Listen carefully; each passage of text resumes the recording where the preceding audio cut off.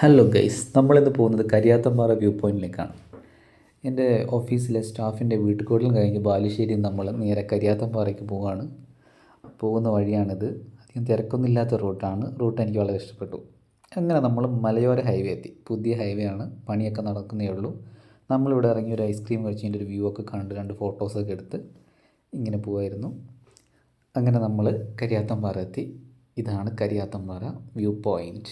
അടിപൊളി സ്ഥലമാണ്, എൻ്റെ ഏറ്റവും ഫേവറേറ്റ് സ്ഥലമാണ്. നമ്മളിവിടെ 4-5 പ്രാവശ്യം വന്നിട്ടുണ്ടായിരുന്നു. ഇവിടെ എൻട്രൻസ് ഫീ 30 രൂപയാണ് ഒരാൾക്കുള്ളത്.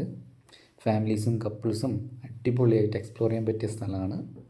ഈ സ്ഥലത്തിൻ്റെ ഒരു ഭംഗി ഞാൻ മനസ്സിലാക്കിയതിന് ഓരോ സീസണിലും ഓരോ ഭംഗിയാണ് ഇതിനുള്ളത്.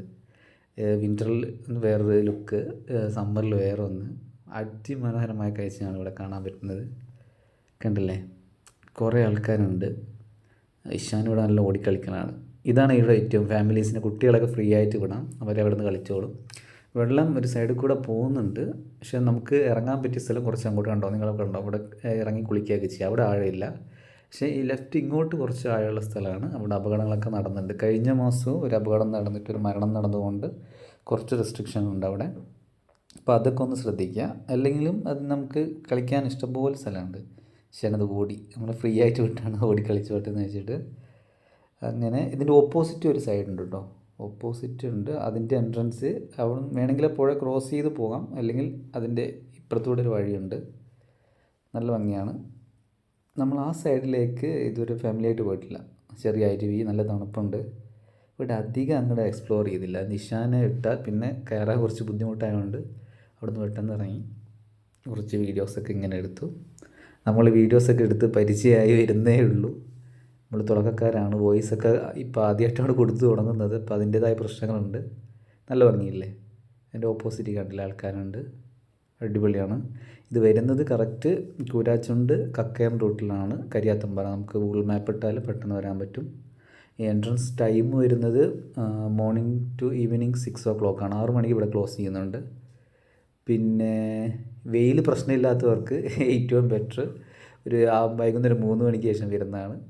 ഞാൻ ഇഷാനൊക്കെ എടുത്തിട്ടുണ്ട്, കറക്കൊക്കെ ഇറങ്ങി. ബാക്ക്ഗ്രൗണ്ട് കണ്ടോ, ഒരു കുതിരകൾ പുല്ല് തിന്നുമല്ല, പക്ഷേ പശുക്കളാണ്. നല്ല ഭംഗിയുണ്ടായിരുന്നു. നമ്മളതൊക്കെ കണ്ട് കുറച്ച് ഫോട്ടോസ് എടുക്കാൻ, കുറച്ച് എന്തൊക്കെയോ കുറച്ച് ലുക്കുകളൊക്കെ വാരി ഉതറി. വൈഫാണ് വീഡിയോ എടുക്കുന്നത്.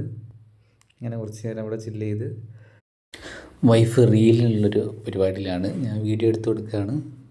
ഏതാ പാട്ട് മനസ്സിലായില്ല. ഞങ്ങളൊരു പാട്ടൊക്കെ വെച്ച് റീലെടുക്കേണ്ടതായിരുന്നു. നല്ല ഭംഗിയില്ല കാണാൻ. നമുക്കൊരു ഊട്ടി കൊടൈക്കനാലൊക്കെ പോയൊരു ഫീൽ കിട്ടും ഇവിടെ പോയാൽ.